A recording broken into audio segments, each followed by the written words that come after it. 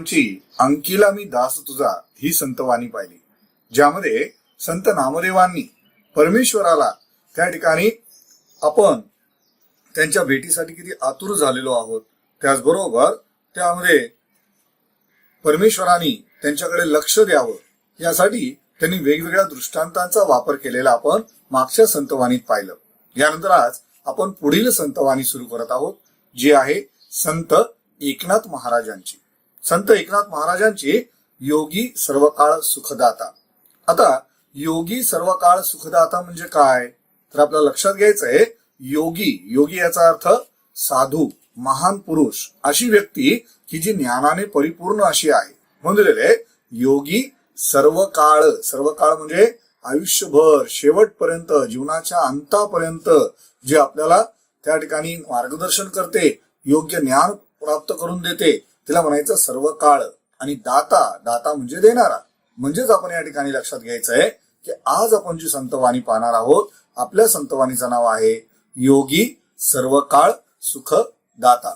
या संतवाणीचे संत कवी आहेत ते म्हणजेच संत एकनाथ महाराज. संत एकनाथ महाराज यांच्या बाबत म्हणायचं झालं तर महाराष्ट्रात एवढे संत होऊन गेले, आणि या सर्व संतांमध्ये संत एकनाथ महाराजांचा स्वभाव हा अतिशय शांत असा होता. एकनाथ महाराजांचं वैशिष्ट्य असं की लोकांना त्यांच्या शांततेची परीक्षा घेण्याची इच्छा व्हायची. याचं एक उत्तम उदाहरण म्हणून एक गोष्ट सांगावीशी वाटते. एकदा काय झालं की काही गावातल्या टवाळ पोरांना या संत एकनाथ महाराजांच्या या शांततेची परीक्षा घेण्याची इच्छा झाली. त्यांनी गावातल्या लोकांना सांगितलं की आम्ही या ठिकाणी संत एकनाथ महाराजांना अशी चीड आणतो की तुम्ही पाहतच राहाल की ते आमच्या मागे दगड गोटे घेऊन आम्हाला मारताना धावत येताना तुम्हाला पाहायला भेटतील. गावातल्या लोकांना माहिती होतं हे संत एकनाथ कधी चिडत नाही, पण हे म्हणतात ना, करून बघा काय होतं ते.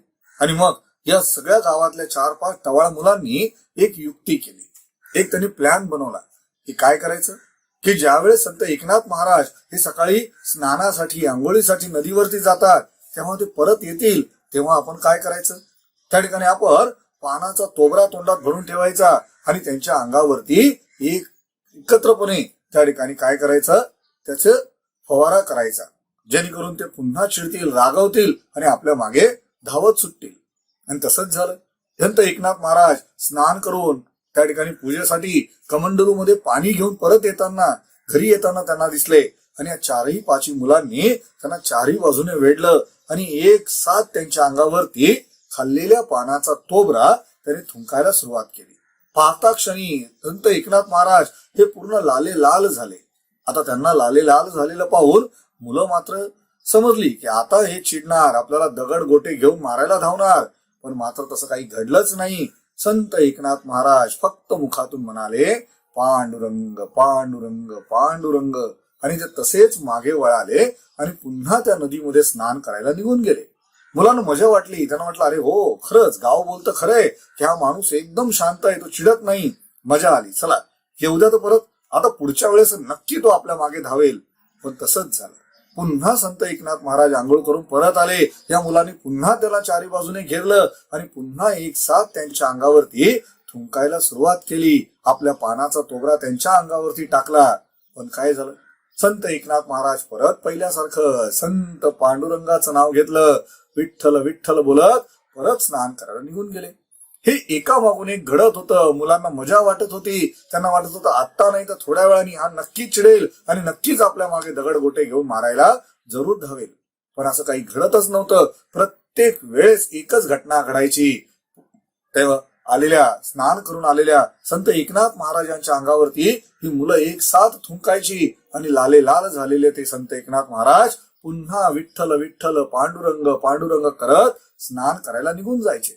मात्र याच्यात घडलं काय की पानाचा तोबरा चावून चावून चावून त्या मुलांची तोंड इतकी दुखायला लागली की आता मात्र त्यांच्याच्याने पावन चावण्याची ताकद सुद्धा त्यांच्यात राहिली नाही. पण महाराज मात्र काही थकले नाही. महाराज प्रत्येक वेळेस स्नान करून परत यायचे. आणि नंतर मात्र झालं काय की आलेल्या त्या महाराजांचे त्या ठिकाणी त्यांनी पाय धरले, कारण ती वेळ होती 108 वेळची. म्हणजे विचार करा, 108 वेळा ही घटना घडली. संत एकनाथ महाराजांच्या तोंडावरती अंगावरती ते 108 वेळा पान खाऊन थुंकले, पण महाराजांच्या चेहऱ्यावरची कपाळावरची एक रेषा सुद्धा हल्ली नाही, त्यांना राग बिलकुल आला नाही. आणि तेव्हा मात्र त्या सगळ्या टवाळखोरांनी त्यांचे पाय धरले आणि म्हटले की महाराज आम्हाला क्षमा करा, आमची चूक झाली, आम्ही तुम्हाला चिडवण्याचा प्रयत्न केला, पण तुम्ही मात्र काही चिडला नाही. तात्पर्य काय? महाराजांनी त्यांना एकदम समर्पक असं उत्तर दिलं, अरे बाळांनो, तुमच्यावर चिडण्याचं काय कारणच नाहीये, उलट तुमच्यामुळे आज मला भाग्य लाभलं, मी स्वतःला भाग्यवान समजतो. मी या नदीमध्ये रोज एकदाच स्नानाला येतो, पण आज तुमच्यामुळे मला 108 वेळा स्नान करण्याचा योग मिळाला, मी तुमचे आभार मानले पाहिजे. तात्पर्य, संत एकनाथ महाराजांनी त्यांना ज्या पद्धतीने उत्तर दिलं त्यानंतर मात्र त्यांनी त्यांचे पाय सोडले नाही. म्हणाले की महाराज क्षमा करा, आम्हाला तुमच्या त्या ठिकाणी पूर्णपणे सानिध्यात घ्या, तुमची कृपादृष्टी आमच्यावर बनू द्या, आमची चूक झाली हे आम्ही मान्य करतो. तर असे होते, तर ते म्हणजेच संत एकनाथ महाराज. या संत एकनाथ महाराजांचं काय सांगावं? असं म्हटलं जातं की ज्यावेळेस वारकरी संप्रदायाचं मंदिर हे पंढरपुरामध्ये बांधण्यात आलं, तर त्या वारकरी संप्रदायाच्या मंदिराचा पाया जर कोणी रचला तर तो म्हणजेच संत ज्ञानेश्वर महाराजांनी रचला. त्याचा प्रचार करण्याचं काम संत नामदेव महाराजांनी केलं, पण या मंदिराला बळकटी आणण्याचं काम, याला भिंती उभं करण्याचं काम, याला खांब उभं करण्याचं काम जर कोणी केलं असेल तर संत एकनाथ महाराजांनी केलं. म्हणजेच काय, ज्या भागवत धर्माची पताका ज्ञानेश्वर महाराजांनी उंचावली, तिला सर्व दूरपर्यंत नेण्याचं काम, तिला बळकटी आणण्याचं काम संत एकनाथ महाराजांनी केलं. असे संत एकनाथ महाराज, हे संत एकनाथ महाराज म्हणतात की कुठेतरी प्रत्येक माणसाच्या आयुष्यामध्ये पाणी हे महत्वाचं आहे, पाण्याशिवाय कोणी जगू शकत नाही, पाणी हे जीवन आहे, या पृथ्वीवर पाणी म्हणजे अमृत आहे. परंतु याही पेक्षा जर काही श्रेष्ठ असेल, पाण्यापेक्षा श्रेष्ठ काही असेल तर ते म्हणजे कोण? ते योगी पुरुष आहे. आणि प्रत्येक व्यक्तीच्या जीवनामध्ये योगी पुरुषाचं अस्तित्व हे असलंच पाहिजे. आणि म्हणून या संतवाणीच्या माध्यमातून संत एकनाथ महाराजांनी आपल्याला पाण्याची तुलना योगी पुरुषाशी केलेली आहे. आणि त्यांनी सांगण्याचा प्रयत्न केलाय की पाणी जरी माणसासाठी श्रेष्ठ असलं तरी देखील पाण्यापेक्षा जरी काही जास्त श्रेष्ठ असेल तर ते म्हणजे एक योगी पुरुषाचं माणसाच्या जीवनात असणं. आणि म्हणून या कवितेला आपण आज सुरुवात करणार आहोत. तिचं नाव आहे योगी सर्वकाळ सुखदाता. अभंगात योगी पुरुष आणि पाण्याची तुलना केली असून योगी पुरुष हा पाण्यापेक्षा कसा श्रेष्ठ आहे हे सांगताना संत एकनाथ महाराजांनी वेगवेगळ्या प्रकारची दृष्टांत आपल्याला या संतवाणीच्या माध्यमातून दिलेली आहे. तर पहिलं काय दिलं आहे, चला तर मग पाहूया. ते म्हणताय, जेवी चंद्रकिरण चकोरासी, पाखोवा जेवी पिल्लियांसी, जीवन जैसे का जीवांसी, तेवी सर्वांसी मृदुत्व. म्हणजे काय? अर्थात जेवी चंद्रकिरण चकोरासी, जेवी म्हणजे जेव्हा, जेवी याचा अर्थ काय घेणार ते? जेव्हा. चंद्रकिरण चकोरासी, आता चकोर नावाचा जो पक्षी आहे, या चकोर पक्षाचे वैशिष्ट्य आहे की तो रात्रीच्या वेळेस त्या ठिकाणी चंद्राची निघणारी जी किरणं आहेत ती प्राशन करून तो जिवंत राहतो. तो म्हणाल खरंच का? तर नाही, ही एक काल्पनिक अशी कथा आहे, हा काल्पनिक पक्षी आहे असं इमॅजिन केलेलं आहे. आणि परंतु ते म्हणतात की जेवी चंद्रकिरण चकोरासी, पाखोवा जेवी पिल्लियांसी, म्हणजे ज्याप्रमाणे चकोर पक्षासाठी चंद्राची किरण हेच जीवन आहे, तो त्याच्याशिवाय जिवंत राहू शकत नाही, त्याचप्रमाणे पाखोवा जेवी पिल्लियांसी, पाखोवा म्हणजे पक्षिणीचे पंख.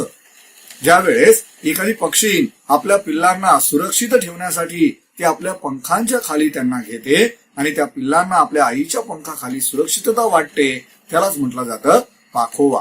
आणि म्हणून म्हणताय पाखोवा जेवी पिल्लियांसी, म्हणजे त्या पक्ष्यांच्या पिल्लांसाठी त्या ठिकाणी त्याच्यात सुरक्षितता वाटते. पाखोवा म्हणजे त्यांना जीवन वाटतं. आणि म्हणून ते म्हणतात जीवन जैसे का जीवांसी, जीवन म्हणजे पाणी. आपण इथे घेणार आहोत, जीवन म्हणजे काय? पाणी. माणसासाठी जीवन जर काही असेल तर ते म्हणजे पाणी आहे. म्हणून ते म्हणताय जीवन जैसे का जीवांसी, जीव याचा अर्थ कोण? त्या ठिकाणी ह्युमन बीइंग, ज्याला आपण सजीव असं म्हणतो. या प्रत्येक सजीवांसाठी, प्रत्येक प्राणी मात्रासाठी त्या ठिकाणी पाणी हेच जीवन आहे, पाण्याशिवाय त्या ठिकाणी मनुष्य जगू शकत नाही. तेवी सर्वांसी मृदुत्व, ठेवी म्हणजे ठेवणे. सगळ्यांना ते मृदुत्व देतं, जगण्याची एक आशा देतं, त्यांना त्या ठिकाणी जीवनदान देतं. म्हणजेच काय, त्या ठिकाणी संत एकनाथ महाराज आपल्याला सांगू इच्छितात की ज्याप्रमाणे चकोर पक्षासाठी चंद्रकिरण हेच जीवन आहे, पक्ष्यांच्या पिल्लांसाठी आईचे पंखांची छत्रछाया म्हणजेच पाखोवा हे जीवन आहे, त्याचबरोबर प्रत्येक प्राणी मात्रासाठी पाणी हेच जीवन आहे. त्याचप्रमाणे प्रत्येक माणसाच्या आयुष्यामध्ये योगी पुरुषाचं महत्व काय आहे ते या संतवाणीतून संत एकनाथ महाराजांनी आपल्याला सांगितलेले आहे. म्हणतात की ज्याप्रमाणे चकोर पक्षासाठी चंद्रकिरण हेच जीवन आहे, पक्ष्यांच्या पिल्लांसाठी आईच्या पंखांची छत्रछाया म्हणजेच पाखोवा हेच जीवन आहे, त्याचप्रमाणे मानवी जीवनामध्ये पाणी हेच जीवन आहे. तर त्याचप्रमाणे संत एकनाथ महाराज म्हणतात की पाणी हे कसं काय माणसासाठी श्रेष्ठ आहे. तर बरोबर आहे ना, पाणी काय करतं, जळ वरी वरी शाळी मळ. पाणी काय करतं, जळ. जळ म्हणजे पाणी, वरी वरी वरी वरी म्हणजे वरच्यावर, जळ वरी वरी शाळी मळ. शाळीचा अर्थ घ्या, शाळी म्हणजे धुवून टाकणे, रिमूव्ह करणे, स्वच्छ करणे, म्हणून ते म्हणताय जळ वरी वरी शाळी मळ. मळ म्हणजे अंगावर साचलेली घाण. माणूस आपण रोज सकाळी उठल्यानंतर स्नान करतो, आंघोळ करतो. का हो? कारण आपल्या शरीरावरती दिवसभरामध्ये कितीतरी डेड सेल्स जमा होतात, मळ जमा होतो. तो आंघोळ केल्यामुळे स्वच्छ होतो, निघून जातो. परंतु त्या ठिकाणी एक लक्षात घ्या, पाण्याने आंघोळ केली तर शरीराच्या वरचा फक्त मळ निघून जातो, असं संत एकनाथ महाराज आपल्याला इथे सांगताय. म्हणून म्हणताय जळ वरी वरी शाळी मळ, योगिया सबाह्य करी निर्मळ. आता योगिया म्हणजे कोण, योगी पुरुष. हा योगी पुरुष काय करतो, हा आपल्याला सबाह्य निर्मळ करतो. सबाह्य, सबाह्य म्हणजे आतून बाहेरून, इंटरनली आणि आउटसाइड, म्हणजे आतून आणि बाहेरून दोन्ही बाजूंनी आपल्याला तो काय करतो, स्वच्छ करतो. पाण्यामुळे माणूस आतून स्वच्छ होऊ शकत नाही, बाह्य रूपातून स्वच्छ होऊ शकतो, शरीराच्या वरचा मळ निघून जाऊ शकतो. पण शरीराच्या आतल्या मळाचं काय, किंवा जर आतमध्ये कसं काय मळ असेल, आहे ना. आपण म्हणतो बघा की काही माणसं चेहऱ्यावरती वेगळे दिसतात आणि आतून मात्र वेगळे असतात. एक हिंदीमध्ये कहावत आहे, हाथी के दिखाने के दांत अलग होते और खाने के दांत अलग होते. बरोबर ना. मग याच्यात काय आपल्याला लक्षात घ्यायचंय की माणूस आतमध्ये मनात किती कपटी आहे, माणसाच्या आतमध्ये काय चाललंय हे आपण करू शकत नाही. तात्पर्य काय, या ठिकाणी योगी पुरुषाच्या सानिध्यात गेल्यामुळे माणसाचं शुद्धीकरण हे सबाह्य होत असतं. सबाह्य म्हणजे आतून आणि बाहेरून. म्हणजे जो मनुष्य बाहेर दिसतो तसाच तो आतमधून असतो. नाही तर उगाच काय होतं, आपण एखाद्या माणसाला शब्द समजतो, अरे वा कितना अच्छा इंसान आहे, पण आतमधून मात्र तो किती कपटी आहे हे सगळ्यात शेवटी कळत. म्हणून कधी कधी आपण बोलतो का, हिंदीत बरेचसे डायलॉग आहे की जिसे दोस्त माना था उसी ने पीठ में खंजीर भोग दिया. आता असं का, कारण त्याच्या आतमध्ये काय चाललं होते कोणाला माहिती नाही. आणि म्हणून त्या ठिकाणी म्हटलंय की योगी पुरुषाच्या सानिध्यात गेल्यामुळे माणसाचं काय होतं, सबाह्य निर्मळता होते, स्वच्छता होते आतून आणि बाहेरून. माणसाच्या मनाची शुद्धी होते, माणसाचे आचार विचार, त्याचं वागणं बोलणं, त्याच्या प्रत्येक गोष्टीमध्ये हा बदल घडून येत असतो. आणि म्हणून संत एकनाथ महाराज म्हणतात की पाणी जरी श्रेष्ठ असले, पाणी हे श्रेष्ठच आहे, परंतु पाण्यामुळे काय होतं, माणसाच्या शरीरावरती असलेला मळ हा धुवून काढला जातो, परंतु आतला मळ धुणं हे पाण्याला शक्य नाही. माणसाच्या अंतर्मनातला मळ धुवायचा असेल तर त्यासाठी काय करावं लागेल, आपल्याला योगी पुरुषाच्या सानिध्यात जावं लागेल, त्याच्या आचरणात राहावं लागेल, त्या ठिकाणी त्याचे विचार समजून घ्यावे लागतील. आणि नुसते विचार समजून घ्यायचे नाही तर ते आपल्या आचरणात आणून आपल्या आतमध्ये रुजवले गेले पाहिजे. आणि जेव्हा आपण हे करू त्यावेळेस निश्चितच आपण आतून आणि बाहेरून काय होऊन जाऊ, तर शुद्ध होऊन जाऊ. मगाशी मी तुम्हाला एकनाथ महाराजांची गोष्ट सांगितली. एकनाथ महाराजांना चीड राग काय येत नव्हता, कारण त्यांचं मन हे आतून शुद्ध झालेलं होतं. त्यांना माहिती होतं की मानवी प्रवृत्ती कशी आहे, ही मला चिडवण्याचा प्रयत्न करत आहे, आणि ज्यांची जी इच्छा असेल ती पूर्ण करणं म्हणजे योग्य नाही. म्हणून त्या ठिकाणी ते आपल्या स्वभाव गुणधर्मानुसार कधीच चिडत नव्हते, कारण त्यांना आतूनच राग कधी येत नव्हता. आणि म्हणून म्हटलेलं आहे की जळ वरी वरी शाळी मळ. पाणी काय करतं, पाणी काय करतं, फक्त माणसाच्या शरीराच्या वरती असलेला मळ काय करतो, काढून टाकतो, धुवून टाकतो. परंतु योगी पुरुष मात्र काय करतो, त्या ठिकाणी माणसाला सबाह्य निर्मळ करतो, आतून बाहेरून विचारांनी सगळ्या बाबतीत त्याला काय करतो तर निर्मळ बनवतो, शुद्ध बनवतो. आणि म्हणून त्या ठिकाणी संत एकनाथ महाराज म्हणतात की पाणी जरी श्रेष्ठ असलं तरी पाण्यापेक्षा जास्त श्रेष्ठ जर काय असेल तर ते म्हणजे योगी पुरुषाचं आपल्या जीवनात असलेलं अस्तित्व. महाराज म्हणतात की जळ वरी वरी शाळी मळ. आता जळ वरी वरी शाळी मळ योगिया सबाह्य करी निर्मळ, याचा अर्थ आपण आत्ताच पाहिला. यातलं पुढच्या ओळीत ते काय म्हणताय बघा, ते म्हणताय उदक सुखी करी एक वेळ योगी सर्व काळ सुखदाता. आता उदक सुखी करी एक वेळ याचा अर्थ काय हो, तर उदक, उदक म्हणजे काय, पाणी. उदकचा अर्थ काय, पाणी. या दिलेल्या संतवाणीमध्ये संत एकनाथ महाराजांनी पाण्याची वेगवेगळी समानार्थी शब्द या ठिकाणी वापरलेले आहेत. तसं आपण मगाशी अगोदर पाहिलं होतं जीवन, जीवनानंतर आत्ताच पाहिलं होतं जळ, आणि त्याचबरोबर आत्ताच आपण जे ऐकलं ते म्हणजेच उदक. उदक म्हणजे मग काय, पाणी. आणि म्हणून दिलेलं आहे उदक सुखी करी एक वेळ. म्हणजेच काय हो, पाणी पिल्यानंतर माणसाची जी तृष्णा आहे, तहान आहे, ती क्षण मात्र भागली जाते. आपण बोलतो बघा की मुझे बड़ी प्यास लगी है, मुझे पानी पीना है, बस पानी दे दो, बाकी मुझे कुछ नहीं चाहिए, मैं बाद में कुछ नहीं मांगूंगा. पण मग आपण लगेच पाणी पितो, पण पाणी पिल्यानंतर आपल्या मनातून लगेच एक आवाज येतो, बस अब पूरी मन की तृप्ति हो गई, अब मुझे किसी चीज की जरूरत नहीं, बाद में पानी नहीं मिले तो भी चलेगा. हे आपण बोलून तर जातो खरं, पण त्यानंतर मात्र क्षणार्धानंतर थोड्या वेळानंतर पुन्हा आपल्याला काय लागते, तहान लागते, आणि आपण पुन्हा एकदा पाणी पाणी म्हणून बोलायला लागतो. तात्पर्य काय, तर उदक सुखी करी एक वेळ. एक वेळ याचा अर्थ क्षण मात्रासाठी, थोड्या वेळासाठी पाणी हे माणसाला काय करतं, समाधान मिळवून देतं. पण पुन्हा पुन्हा आपल्याला पाण्याची तहान लागते आणि आपण पुन्हा पुन्हा पाणी पितो. याचाच अर्थ असा होतो की एकदा पाणी पिल्यानंतर माणसाला आयुष्यभर परत तहान लागत नाही, असं मात्र कधी होत नाही. कारण पाण्यामुळे माणसाची तहान ही क्षणमात्र थोड्या वेळासाठी त्या ठिकाणी भागली जाते, पुन्हा त्याला त्या पाण्याची काय होते तर तहान लागते. परंतु त्या ठिकाणी ते काय म्हणताय, योगी सर्व काळ सुखदाता. पण योगी पुरुषाचं मात्र तसं नाहीये. योगी पुरुषाच्या सानिध्यात ज्यावेळेस तुम्ही जाणार आहात, योगी पुरुषाशी जेव्हा तुम्ही भेटणार आहात, तर त्याच्या आचारांनी, त्याच्या विचारांनी तुम्ही इतकी समृद्ध होणार आहात की एकदा ऐकलेले विचार हे तुम्हाला तुमच्या आयुष्यभर तुमच्या उपयोगी पडणार आहेत. त्यासाठी तुम्हाला पुन्हा पुन्हा त्या योगी पुरुषाकडे जाण्याची गरज भासत नाही. अजून म्हणाल सर कसं काय, हो बघा ना, आपण ज्यावेळेस शाळेमध्ये शिकायला जातो, एका वर्गातून दुसऱ्या वर्गात जात असताना आपले गुरु आपल्याला जे ज्ञान देतात, तर जे आपण शिकलेलं ज्ञान आहे ते ज्ञान आपल्याला आयुष्यभर राहतं. एखादा डॉक्टर, एखादा इंजिनियर जे ज्ञान अर्जित करतो ते त्याला आयुष्यभर उपयोगी पडतं.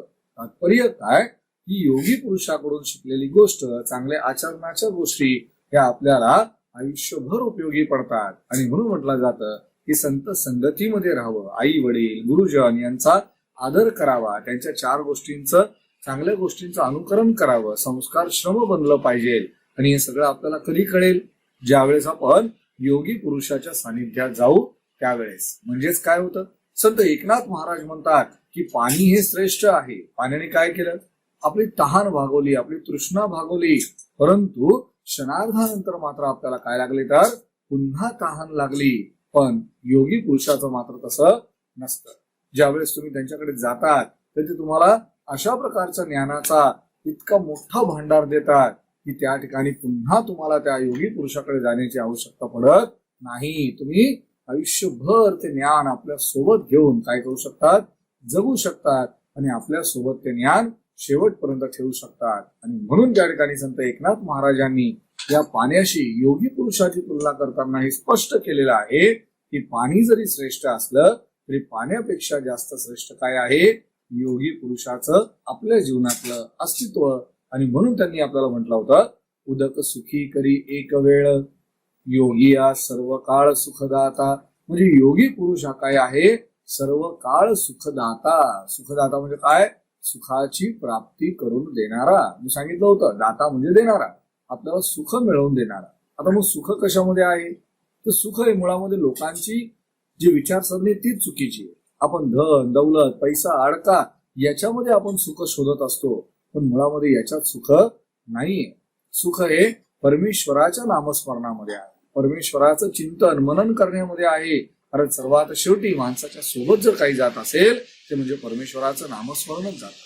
जे आहे ते सगळं इथेच राहतं, सोबत काही जात नाही. आणि म्हणून या जगामध्ये दोन गोष्टींचा विचार केला की शाश्वत आणि नश्वर. त्याच्यामध्ये बाकीच्या सगळ्या गोष्टी ज्या आहेत, धन दौलत पैसा अडका नाते संबंध, ही सगळी नश्वर आहेत. फक्त शाश्वत जर काही असेल तर परमेश्वराचं नामस्मरण, परमेश्वराचं चिंतन. आणि म्हणून प्रत्येकाला त्या ठिकाणी संत एकनाथ महाराज म्हणतात की त्या पांडुरंगाचं, त्या विठ्ठलाचं नामस्मरण करायला काही विसरू नका, कारण त्यानेच तुमच्या जीवनाचा उद्धार होणार आहे. आणि म्हणून त्या ठिकाणी संत एकनाथ महाराज पुन्हा पुन्हा आपल्याला सांगायचा प्रयत्न करताय की मानवी जीवनामध्ये पाणी हे श्रेष्ठ आहे, पण पाण्यापेक्षाही जर काही श्रेष्ठ असेल तर ते म्हणजे योगी पुरुषाचं, एक साधू महात्म्याचं आपल्या आयुष्यामध्ये असणं. महाराज पुढच्या ओळीमध्ये काय म्हणताय बघा. ते म्हणताय की उदकाचे सुखते किती, सर्वेंची शने तृषिते होती. म्हणजेच काय हो, आता उदकाचे सुखते किती, बरोबर आहे ना. उदकाचं सुख हे किती आहे, पाणी पिल्यानंतर किती वेळ आनंद टिकतो. तर काही जण म्हणतील माझं 5 मिनिटं, काही जण म्हणतील माझं 10 मिनिटं, कोणी म्हणाल 1 तास, कोणी म्हणाल 1 दिवस. बरोबर आहे.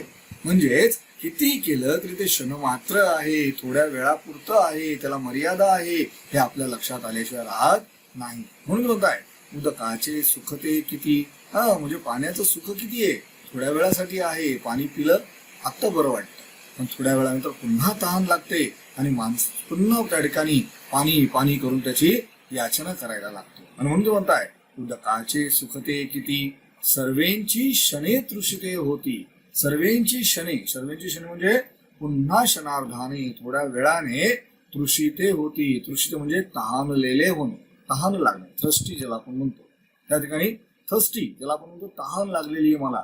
तात्पर्य काय की पाणी तुम्ही कितीही प्या. आपण म्हणू की नाही मी एक घड़ा भरकर पूरा पाणी पी जाऊंगा तो बाद में मुझे पाणी की प्यास ही नहीं लगेगी. पण असं होत नाही.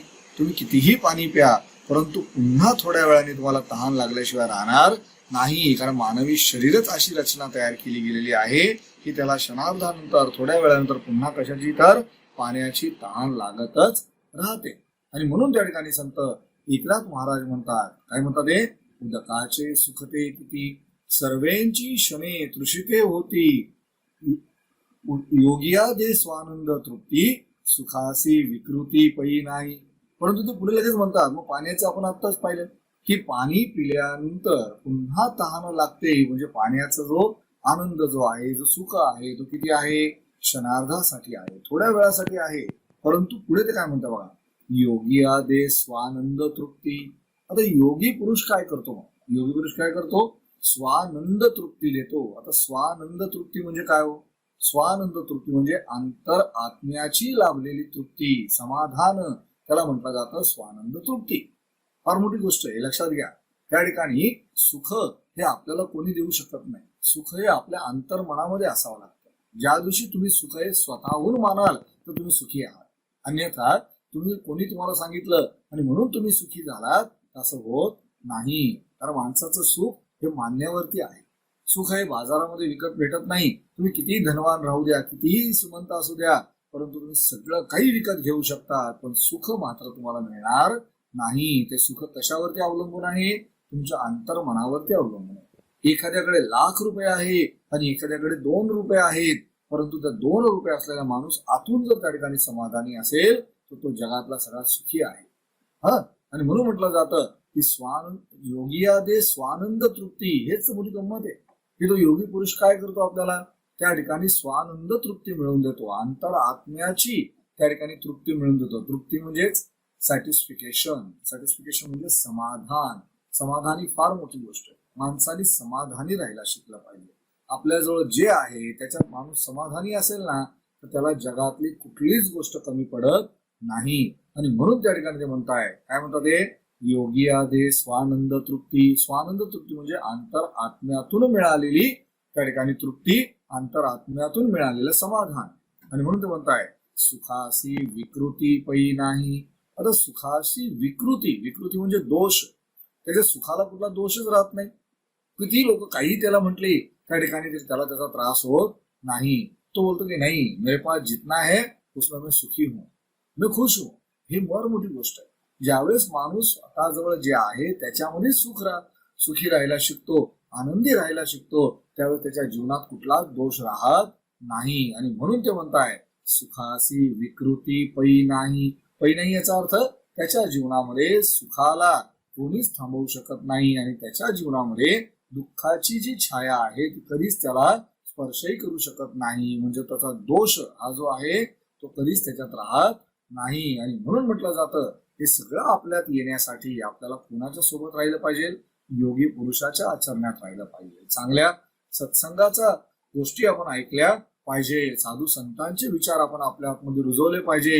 ज्या दिवशी हे सगळं आपण करू शकू त्यावेळेस आपलं मन आतून शुद्ध होईल आणि आपल्याला स्वानंद तृप्ती प्राप्त झाल्याशिवाय राहणार नाही. आणि म्हणून ते म्हणतात की पाणी हे जरी श्रेष्ठ असलं तरी पाण्यापेक्षाही जास्त श्रेष्ठ काय आहे ते म्हणजेच एक योगी पुरुषाचं आपल्या जीवनामध्ये असणं किंवा त्यांचं अस्तित्व आपल्या जीवनाशी जोडलं जाणं.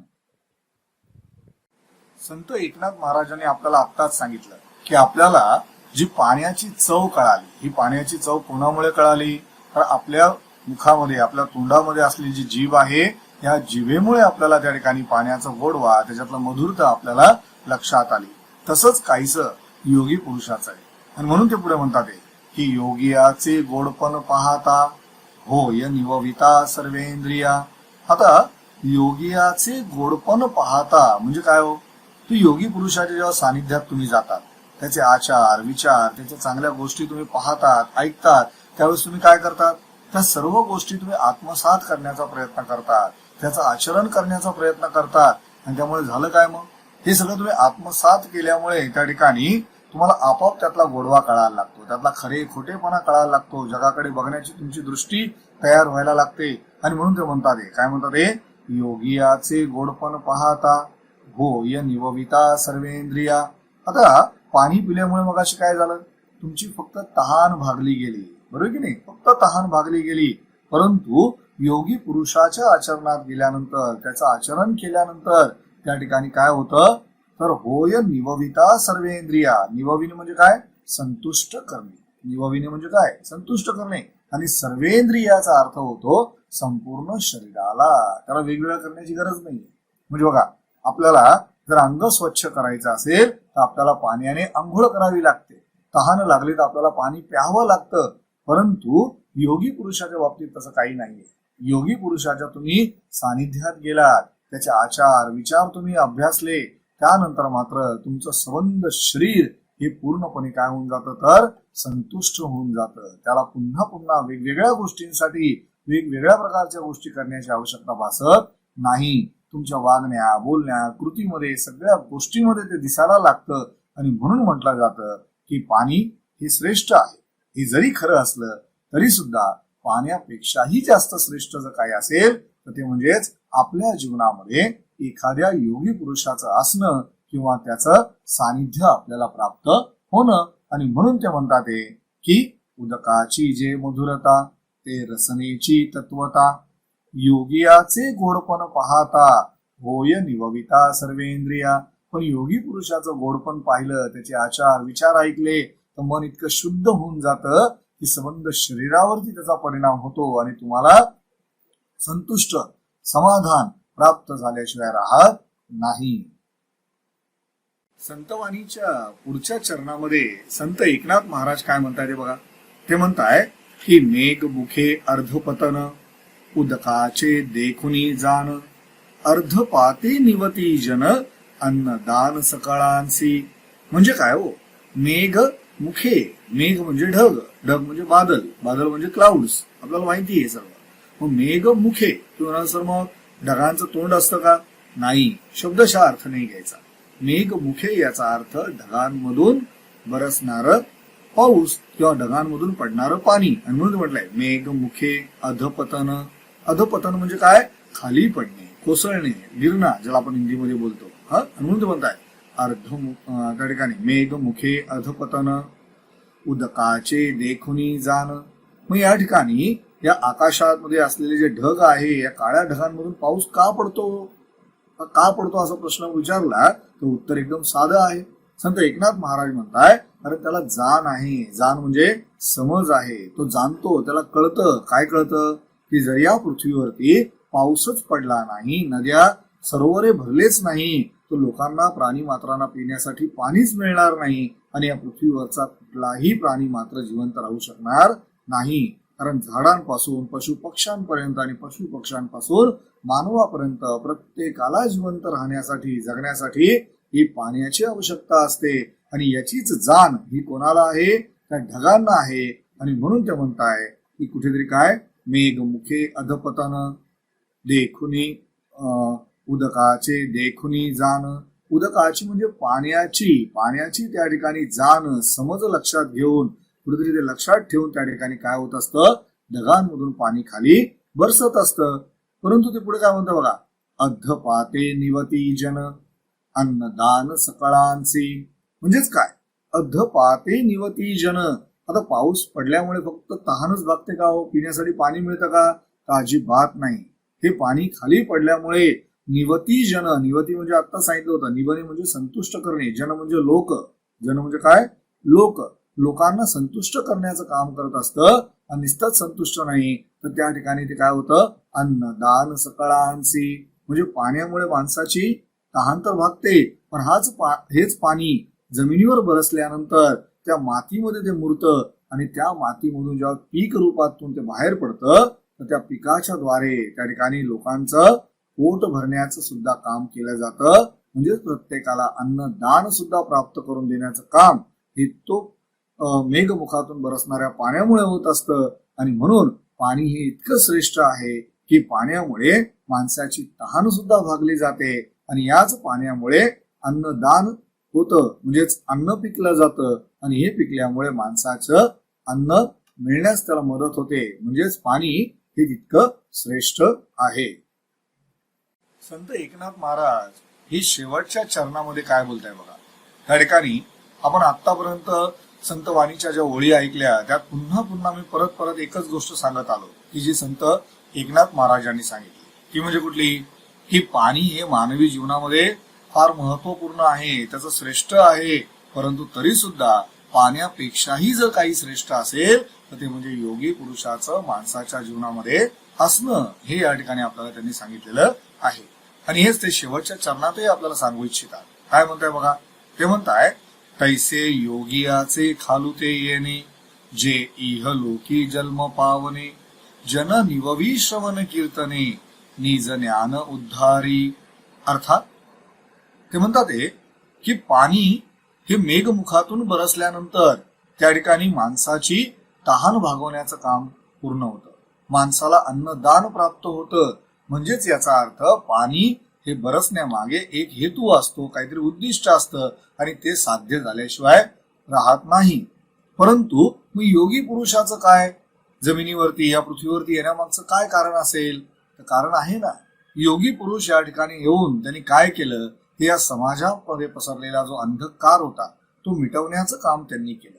मी मागे तुम्हाला सुरुवातीला म्हणालो की समाजामध्ये एक विशिष्ट प्रकारची अराजकता माजत चालली होती. समाजामध्ये परमेश्वरावरचा असलेला विश्वास उडत चाललेला होता. परमेश्वराकडे लोक आता बघत नव्हती किंवा त्या ठिकाणी समाजामध्ये अंधविश्वास वाढत चालला होता. लोक जातीभेद, धर्मभेद या गोष्टींना धरून वागत होती. स्पृश्य अस्पृश्य असा भेदाभेद करत होती. आणि हे सगळं नष्ट करण्यासाठी, हे सोडून देण्यासाठी, याला घालवून टाकण्यासाठी आणि लोकांना त्या ठिकाणी भक्तीचा खरा मार्ग दाखवण्यासाठी या संतांचा जन्म या महाराष्ट्राच्या मातीत झाला. हे मी तुम्हाला सुरुवातीलाच सांगितलं होतं. आणि म्हणून ते म्हणतात, काय म्हणतात हे, तैसे योगियाचे खालुते येणे. तैसे म्हणजे त्याचप्रमाणे, तैसेचा अर्थ आपण इकडे घेणार आहोत, त्याचप्रमाणे. तैसे योगियासी खालुते येणे. योगियासी म्हणजे या साधू महात्म्यांचं, संतांचं खालुते येणे. खालुते याचा अर्थ या मृत्यू लोकामध्ये, या पृथ्वी लोकामध्ये जन्माला येणं, त्याचं सुद्धा एक विशिष्ट असं काहीतरी कारण होतं. आणि म्हणून ते म्हणतात तैसे योगियासी खालुते येणे, जे इह लोकी जन्म पावने. इह लोक म्हणजे काय? हा मृत्यू लोक, बरोबर की नाही? एकूण 3 लोक आहे, स्वर्गलोक, मृत्यूलोक आणि पाताळ लोक, बरोबर की नाही? तर आपण जिथे राहतो, इथे जन्माला आलेला प्रत्येक जीव, मग तो कोणीही असू द्या, प्रत्येक जीव आज जन्माला आलेला आहे, त्याचा उद्या मृत्यू हा अटळ आहे. म्हणून आपण या मृत्यू लोकात राहतो आणि यालाच इहलोक सुद्धा म्हटलं जातं. आणि म्हणून ते म्हणतात तैसे योगी आसी खालुते येणे, जे इहलोकी जन्म पावणे. इहलोकी जन्म पावणे म्हणजे या मृत्यू लोकामध्ये त्यांनी जन्म घेतला. हा जन्म फक्त एकाच गोष्टीसाठी होता आणि ती गोष्ट म्हणजे कुठली, की या समाजामध्ये असलेला जो अंधकार आहे तो दूर करायचा आणि लोकांना अशा प्रकाशाच्या मागे, अशा तेजाच्या मागे घेऊन जायचं की जिथे त्यांच्या जीवनाचा उद्धार होईल आणि पुढे त्यांना मोक्षाची प्राप्ती होईल. आणि म्हणून ते म्हणताय जन निववी श्रवण कीर्तने. आता जन म्हणजे मगाशी सांगितलं, जन म्हणजे लोक, निववी निववी म्हणजे संतुष्ट करणे. जन निववी श्रवण कीर्तने मग या ठिकाणी लोकांना आपले विचार पटवून देण्यासाठी, त्यांच्या मनामध्ये चांगल्या विचारांची रुजवण करण्यासाठी काहीतरी माध्यम असलं पाहिजे. आणि म्हणून त्या काळामध्ये साधू संतांनी जे माध्यम वापरलं ते होतं भजन आणि कीर्तनाचं. रात्रीच्या वेळेस त्या ठिकाणी गावाच्या एखाद्या झाडाच्या पाराखाली रात्री छानपैकी एक त्या ठिकाणी भजन कीर्तनाचा कार्यक्रम चालायचा आणि आपल्या या श्रवण कीर्तनाच्या माध्यमातून ही साधू संत मंडळी आपले चांगले विचार लोकांच्या मनामध्ये रुजवण्याचं काय करायचे, काम करायचे. आजही त्या ठिकाणी वेगवेगळ्या प्रकारचे कीर्तन भजने होत असतात. बाबा महाराज सातारकर घ्या किंवा इंदुरीकर महाराज घ्या, असे कितीतरी संत आहेत आज त्या ठिकाणी की जे आपल्या कीर्तनाच्या माध्यमातून त्या ठिकाणी लोकांना मनशुद्धीचा मार्ग दाखवण्याचा प्रयत्न करत असतात, समाजातल्या खऱ्या गोष्टींची ओळख करून देण्याचा प्रयत्न करत असतात. आणि म्हणून ते म्हणतात जन निववी श्रवण कीर्तने निज ज्ञाने उद्धारी. आता निज ज्ञाने उद्धारी म्हणजे काय, हे साधू संत मंडळी फार मोठं काम करतात. लक्षात घ्या, कुठलं निज ज्ञान. प्रत्येक माणसाच्या आतमध्ये आत्मज्ञान असतं, आत्मशक्ती एक घडलेली असते. एक लक्षात घ्या, प्रत्येक जीवाचा एका विशिष्ट हेतूने काही ना काहीतरी जन्म झालेला आहे. या जगामध्ये आपण बोलतो अरे ये तो गया हुआ है, इसका कोई जन्म का कोई फायदा नाही आहे. हे चुकीचं आहे. प्रत्येक माणसाच्या जीवनाचा मागे एक हेतू आहे. त्या जन्माला आलेला प्रत्येक माणूस काही ना काही हेतूने जन्माला आलाय. फक्त होतं काय, परमेश्वर त्याला जन्माला घालतो, परंतु त्याच्या कर्माने मात्र तो जातो. आणि म्हणून कर्म फार महत्वाचं आहे. आपण लक्षात घेतलं पाहिजे या आयुष्यामध्ये माझं कर्म काय आहे, हे आपल्या आतलं कर्म ओळखलं पाहिजे.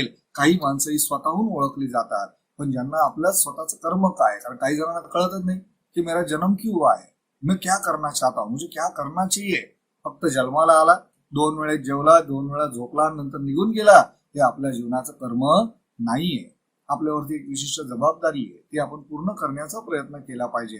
आणि म्हणून ते म्हणताय निज ज्ञाने. निज ज्ञाने म्हणजे काय, आपल्या आतमध्ये असलेलं जे ज्ञान आहे हे लपलेलं ज्ञान बाहेर काढण्याचं काम जर कोणी करत असेल तर ते साधू संत मंडळी करतात. आणि या साधू संत मंडळीच्या सानिध्यात गेलं की आपली खरी ओळख आपल्याला पटल्याशिवाय राहत नाही. आणि म्हणून ते म्हणताय निज ज्ञाने उद्धारी. उद्धारी म्हणजे आपला उद्धार होतो आणि आपल्याला आपली स्वतःची ओळख पटते. मी कोण आहे, माझा जन्म कशासाठी झालाय, मी काय केलं पाहिजे म्हणजेच माझ्या जीवनाला मोक्षता प्राप्त होईल, हे सगळं आपल्याला कळून देण्यासाठी हा संत, ही साधू मंडळी, हा योगी पुरुष आपल्याला मदत करत असतो.